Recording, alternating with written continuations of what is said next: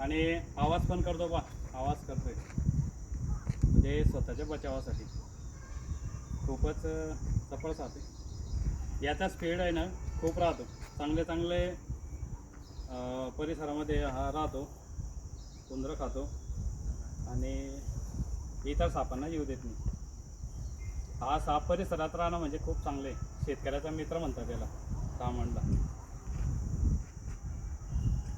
आम्ही नेहमी खूप साप पकडतो आणि सापांचा आणि माणसाचा जीव वाचवत राहतो.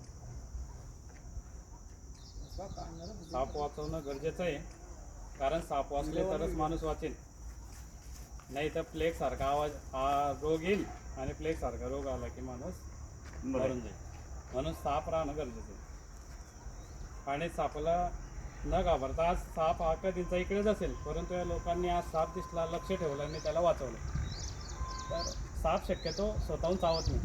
येत असल्यावर पण काही झालं नाही. जेव्हा पाय पडेल, त्याला त्रास होईल, तेव्हा स्वतःच्या सुटकेसाठी तो चावतो. बराच वेळा साप आहे ना चावतो पण विषयी सोडत नाही विषारीमध्ये. पिंटूजींनी मला ना साप पकडायला शक्यतो नेत नाही. हा साप झाडावर, पाण्यात आणि जमिनीवर तिघ ठिकाणी खूप चपळपणे काम करतो.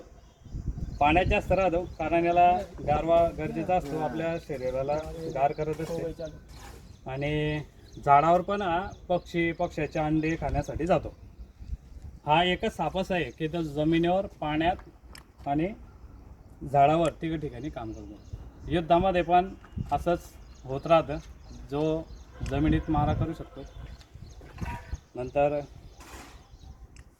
पाण्यामध्ये पण लढाई करू शकतो आणि झाडावर बसून बी तीर कामटे चालू शकतो. तो लढाई जिंकू शकतो. म्हणून याच्यावरनं हा एक इतिहास होता. ती घटना महाराजांच्या काळातली.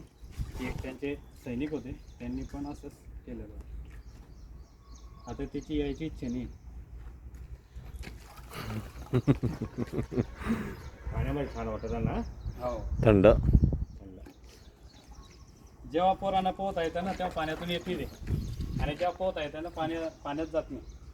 आम्ही रोज म्हणजे नेहमी दरवर्षी कमीत कमी 100-150 पोरांना स्विमिंग शिकवतो मेरून तलावावर. मोफत, कोणतेही चार्जेस नाही घेतो. गोणी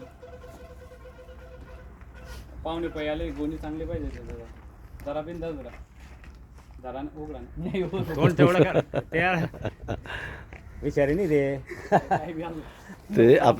साप साप भीती वाटते आपल्याला. काय घाबरून राहिलेलं बरं. हो. कारण घाबरलेलं बंड्या सिंग केलेलं खराब. आता एखादी दोरी घ्या, दोरी दे बेटा. आपण त्याला एकदम चांगल्या जागी सोडू, तिथे त्याला चांगलं खायला प्यायला मिळेल आणि तो आपलं नाव घेईल की आपल्याला जे भेटले ते चांगले भेटले.